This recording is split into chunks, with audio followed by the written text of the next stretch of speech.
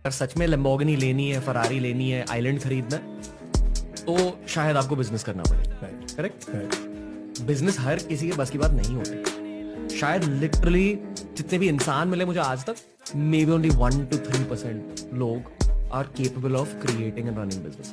बहुत ब्रूटल चीज होती है, बहुत मेंटल हेल्थ बैटल्स होते हैं। तो क्या आपको सच में फरारी लैम्बोर्गिनी चाहिए? खुद से ये भी पूछिए, क्योंकि जब आप मरोगे आप फरारी को याद नहीं करोगे, आप अपनी फैमिली को याद करोगे।